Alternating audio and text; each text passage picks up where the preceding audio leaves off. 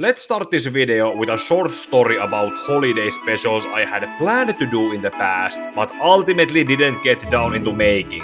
Back in my earlier days when I didn't have the format I do now, I was suggested to do a Halloween special on the public domain vampire movie Nosferatu, but that didn't go anywhere. Then this year I was playing with the idea of covering an old political cartoon Autocrats, or Itsevaltiot in Finnish, Halloween episode Night of the Political Corpses, where fictional versions of real-life Finnish politicians were locked in the Finnish Parliament House during the Hallows Eve and...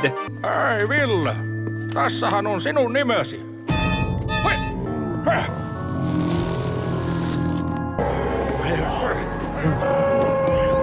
Minä olen Lipponen, Paavo Lipponen. Minun poliittinen urani on vahvassa nousussa. But it's not like any of you would have been interested about either of those.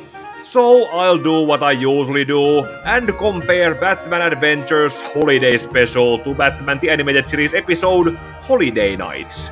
The Batman Adventures was a tie-in comic to Batman the Animated Series that started coming out a month after my birth in 1992 as a comic based on the animated series based on the comic book. And as that comic series went by along with the cartoon, it also ended up getting relaunched as the Batman and Robin Adventures, Batman Gotham Adventures, and in the end, just as Batman Adventures. Those relaunches happened because the cartoon ended up changing its premise here and there, until it was finally put to rest in 2004 when the DCAU also was drawn to a close.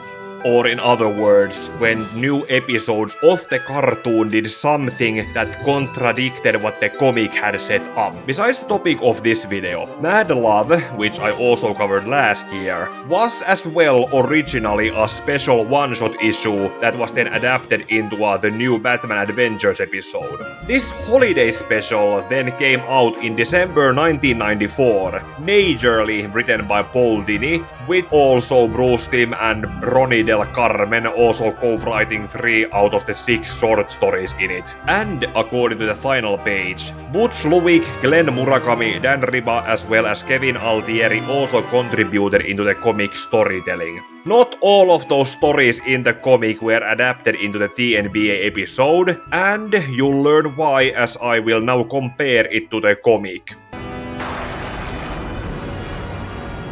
As the holiday season has hit Gotham at the beginning of December, the Dark Knight is patrolling over the city while Gothamites are buying their presents in time. We see Barbara Gordon doing just that 2 days later in December 3rd at the department store, where Harvey Bullock and Renee Montoya are undercover as a mall Santa and an elf on the lookout for mall thieves. You're not the real Santa Claus. Sure I am. Want to see my gun? While Barbara decides to cover more ground as an unofficial third undercover team member, Harvey comes across a child of a criminal he has previously arrested, and does his best not to break character when explaining to the young girl why she has to spend her Christmas without her father. Listen, kiddo, it's like this. Yeah, I'd like to help you out, but sometimes even Santa can't make every wish come true.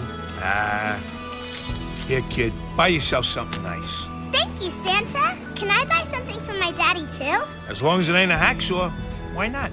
While Bullock and Montoya resume their work, some random blonde dressed like Barbara notices a child stealing jewelry and learns to have a detachable arm when trying to catch the young thief. This commotion still manages to alert Montoya to respond as more child thieves are now spotted and gathering together to reveal... Ho, ho, ho! Clayface!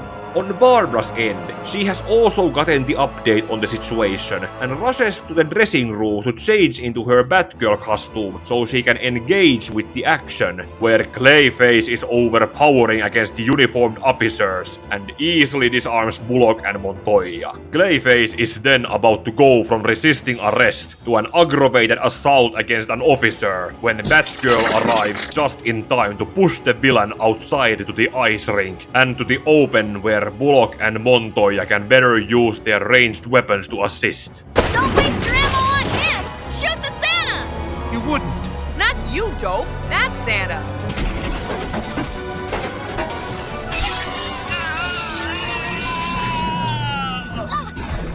And case closed. Outside of Bullock needing to gather the evidence and stolen loot from Clayface's mask. Ho, ho, ho.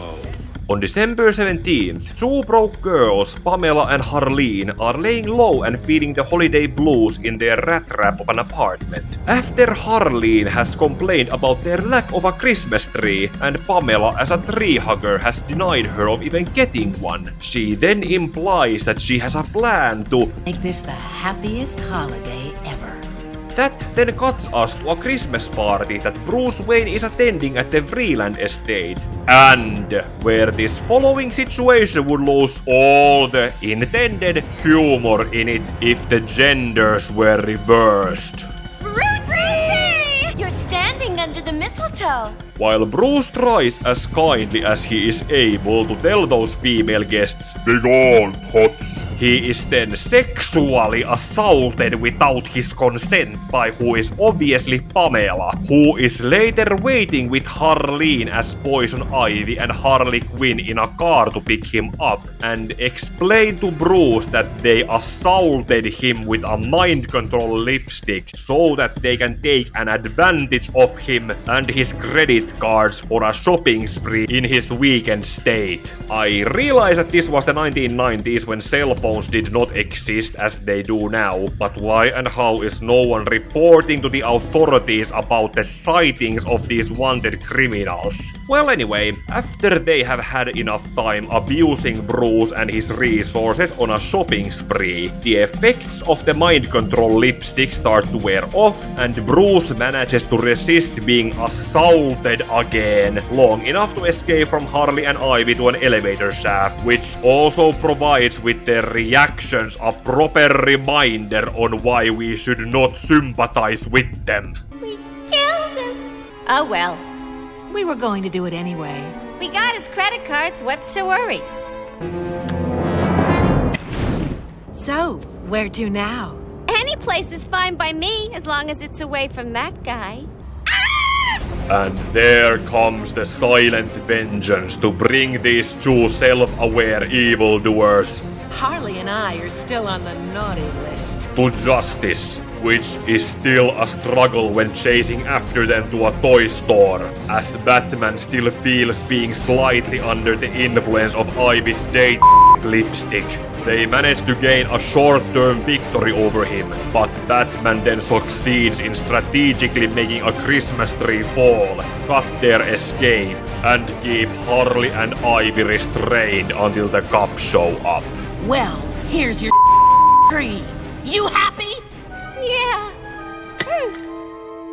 On Christmas Eve, Batman arrives to Arkham Asylum to inspect a cell of a recent escapee, Dr. Victor Freeze, who after a long period of passivity has decided to blow the joint and take a hike. As Batman inspects for any motivation for his change of behavior, he is merely told that Mr. Freeze had been asking about the weather during the passing week, and having grown depressed when having heard that there would be no snow until January. Batman finds his first clue of Mr. Freeze's plans when leaving Arkham, and hearing from the police band that Victor Freeze's cryogenic equipment has been looted, all the while he is driving the Batmobile through a snowstorm. Internally, Batman recounts Mr. Freeze's origin story, his sick wife Nora being put into suspended animation as well as losing her in a lab explosion that left Victor Freeze as a man without emotions. And who could have called down a blizzard like this? A blizzard where drivers, who didn't change their tires for winter when they should have back in November, almost end up driving over pedestrians.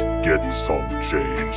And police cars are frozen solid if Batman wasn't there to keep these people alive.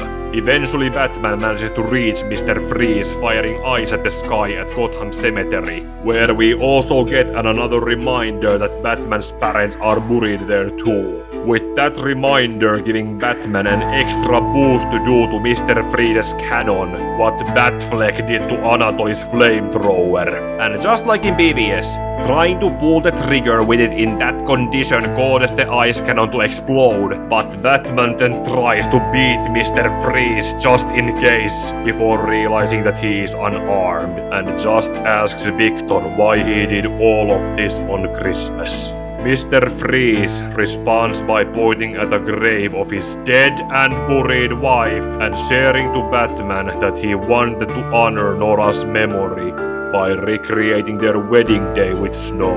We were married 10 years ago on a snowy Christmas Eve. Nora loved the snow. I thought it sad that there should be none this year. And maybe I wouldn't want my Nora to be sad tonight. A week later on New Year's Eve. Hi-ho, couch potatoes. I'm interrupting the toilet bowl to bring you my very special New Year's resolution. Starting tonight at midnight, I, your loving Uncle Joker, do solemnly vow not to kill anyone for a whole year. Which means I'm going to have to work extra fast to bump off a few more of you today.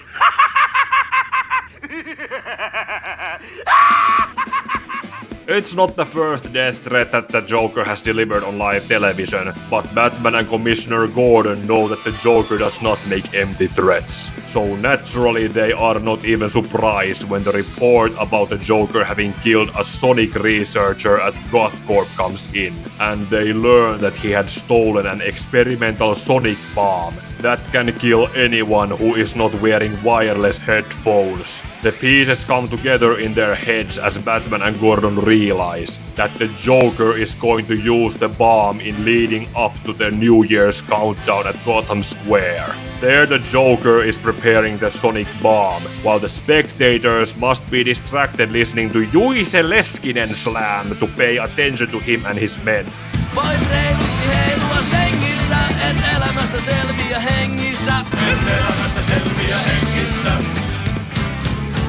And Juise Leskinen slam must be that popular in Gotham at this point when Juise was still alive, that the spectators are okay with letting the Joker's men give them Joker masks to put on while celebrating, which is of course meant to make it harder to find the real Joker in the sea of Joker faces, as well as to have the victims wear smiles on their faces when they die.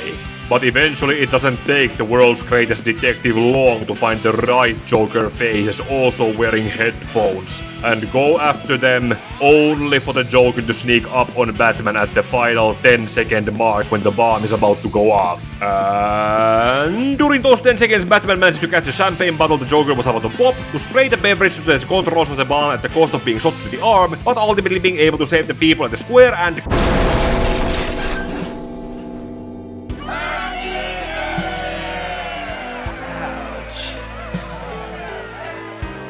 Later in the early hours of January 1st, Commissioner Gordon arrives to a bar after the closing time when the barkeep sends the regulars away, so that he and Batman can have a traditional Well, here's to survive. Hopefully we'll be doing this again next New Year's Eve. Hopefully. toast together. And then Batman leaves to resume his patrol after having downed his mug and left his share of the tab to the table, essentially daring Gordon to try to one-up him next year.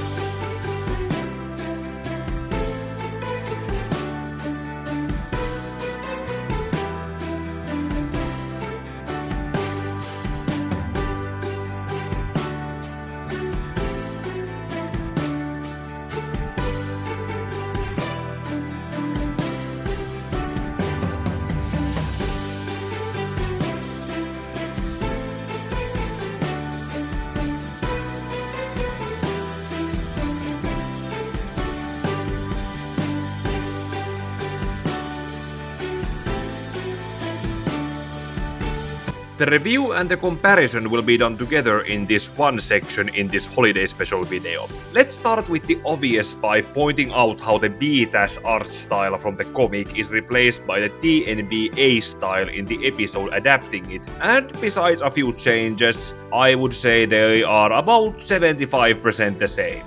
The first change to bring up is that the Batgirl vs Clayface story is moved from December 3rd all the way to Christmas Eve on the 24th, while the Batman vs Harley and Ivy story happens on the 22nd instead of the 17th.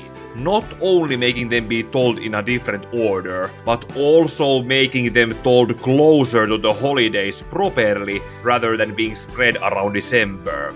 And this might be a cultural difference issue, but in where I come from, December 24th is not when you should be buying presents anymore. That is when you are already exchanging gifts with your family and loved ones. So seeing Barbara doing her holiday shopping for them makes more sense as a scene set in early December. Not when you have already ran out of time to buy them. Not to mention, Bullock and Montoya being undercover as a mall Santa and elf makes no sense, and realistically, the department store should be looking like this. Sorry, buddy. This is war. Without even needing Clayface to cause a scene.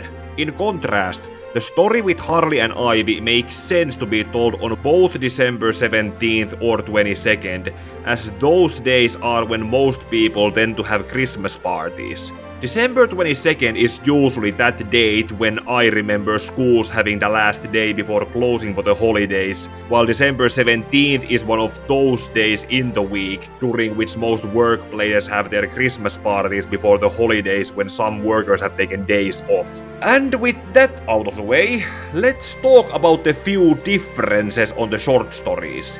As the Batgirl, Bullock and Montoya vs Clayface one was told in the comic first, I'm going to start with that one, also because it has very few of those changes. Besides the date being set way too late into December, we have Barbara rushing to change into her Batgirl costume out in the open, between clothing racks, risking not only her identity being revealed, but also her dignity by being this exposed. Even when those clothing racks are further on the side from the fleeing people. This was probably done for either pragmatic reasons of not being able to edit Barbara running into a changing booth, or someone in the animation team wanted to do a fan service moment to nudge the younger viewers' imagination. Compare both scenes together and draw your own conclusions in the comments. Then moving on to Batman vs Harley and Ivy story, I must admit that it was surprisingly refreshing to see Harley and Ivy used as irredeemable villains that they used to be after a long time. And seeing how physically abusive Ivy used to be in the animated version is also a good reminder on how these two are villains, who commit crimes in a cutesy way for the viewer's entertainment but are still villains to be stopped by the end. What they do in this short story is expected of them to be doing, but just because it's framed in a cutesy way does not mean that I'm going to ignore the darker aspects of what they did do and were planning to do with Bruce. Again, if the genders were reversed into having two men do to a woman what Harley and Ivy did with Bruce, there would have been a saanallinen myrsky with how the critics and fans responded to it. Helvetti soikoon! I already covered a version of a similar situation in my The Dark Knight Returns Part 2 video, where the Joker used a lipstick like that on the elderly Selina Kyle and left her for Batman and Robin to find looking like this. I know that Harley and Ivy would not be written like this anymore today, because the current day writers who can't see past their gender have turned them into anti-heroes, but still. Batman himself also seems to acknowledge how what they did with him could have done to him and almost did to him was not funny, unlike how he is shown smiling on the final page of the comic. With that out of the way, the short story's adaptation also censors out how the comic established that Harley is Jewish and not having her wish Batman happy Hanukkah before hitting him. Merry Christmas, darling. And Happy New Year, chump! I assume that must have been a network issue with what still was and wasn't allowed to be shown on TV. Violence? Okay. Scantily clad women? Okay. Implied nudity? Giggity giggity. Light girl on girl abuse? Giggity goo. Just have it framed obscurely enough. Female on male abuse, balance it out with the male getting even. Mention religion on this religious holiday. Won't somebody please think of the children? Next, let's move to the actual Christmas Eve story that was not adapted, with Mr. Freeze having escaped to make it snow in honor of his and his wife's wedding anniversary. The fact that Nora Freeze is shown/implied to be dead and buried is one of the 2 reasons why this story was not adapted. The other one likely having been the 20-minute episode runtime. See, Batman the Animated Series episode Deep Freeze decanonized that Nora Freeze was dead and buried into rather having survived the lab accident that created Mr. Freeze and being held in a suspended animation. Then we have the Batman Sub-Zero movie next establishing that Nora was revived and cured from her illness by the end of the movie. From the production standpoint, starting with the Deep Freeze episode, Bruce Timm and Paul Dini compromised that Nora Freeze was left in her suspended animation with her incurable disease rather than be dead but still be a woman in a refrigerator before Gail Simone coined the term. As I have come to understand, Tim and Dini wanted this to be the status quo for Mr. Freeze, with him having an unreachable goal in finding a cure for his wife, and so serving as a parallel to Batman's unreachable goal in honoring his dead parents with his war on crime. And then came Batman Sub-Zero, which was directed and written by Boyd Kirkland with Randy Roget, without Bruce Timm's involvement, and so that status quo for Mr. Freeze was undone. Hence why we got the Cold Comfort episode in the new Batman Adventures, where Mr. Freeze was turned into a head-in-a-jar villain without his complex and interesting characterization. Just as Bruce Timm wanted. Also, thanks to the Batman and Robin movie having come out with negative reception, Batman Sub-Zero was pushed back a year, meaning that the Cold Comfort episode came out first before it and referenced past events that would have happened in that animated movie. And that is pretty much why this short story was not adapted into the Holiday Nights episode. Runtime and canon. Which is kind of a shame, because I'm sure Michael and Sarah could have likely read this last bit of dialogue from Mr. Freeze better than I did. But when looking at all the stories through the process of elimination, I can see a third reason for why it was cut out instead of any of the other ones. It is pretty much a straightforward story about an escaped prisoner being hunted down and surrendering to his pursuer by the end. Hell, it even needed to have a reminder on Mr. Freeze's backstory as a means to pad out the story as it was originally told.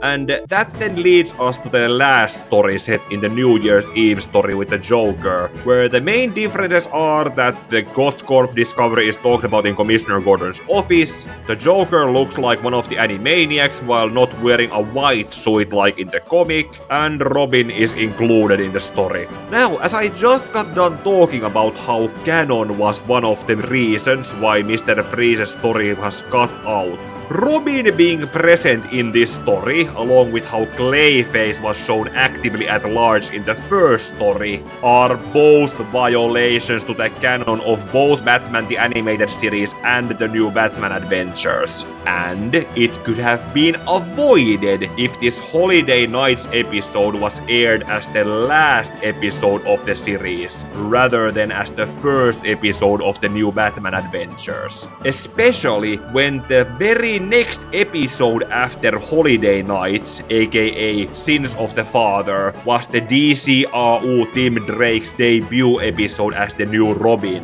And then there is the Growing Pains episode, which is portrayed to be Clayface's next canonical appearance after Mudslide in Batman the Animated Series. Funny thing is that I remember when TNBA aired in Finland a few years later, back when I was on the second grade between the year 2000 2000 and 2001, the local TV network, I think it was Channel 4, did realize this and made sure that Sins of the Father aired before holiday nights. Unfortunately, I do not remember if the same hindsight reached the Growing Pains episode to have it air before holiday nights. Otherwise, the short stories told in the comic and adapted into the episode are fairly festive for the holiday season that they are set in. Seeing the hard-boiled Harvey Bullock do his best as a mall Santa is strangely heartwarming, and while the fringe horror of what Harley and Ivy could have done to Bruce while he was forced into being a passenger in his own body is disturbing,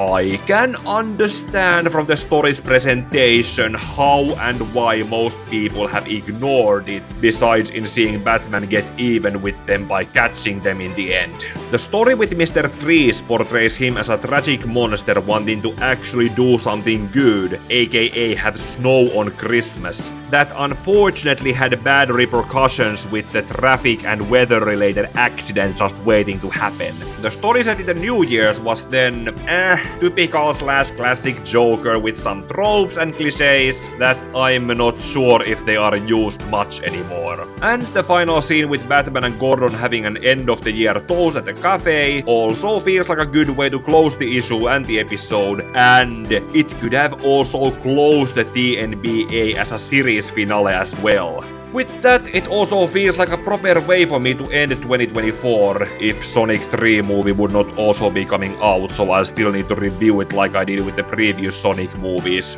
Otherwise, this has been my holiday special video, the first one that I have planned to do and actually got to do, after those two I didn't get down into making. Now, please do those necessary YouTube things so that more people see this video before the holidays are over. Like the video, comment your thoughts and holiday wishes down below, share this video for more people to see, and subscribe for the videos I have pushed into making next year. Also, ding the bell to be alerted for when I will be doing gaming streams for a chance to chat with me. Merry holidays, and may your heart be your guiding key.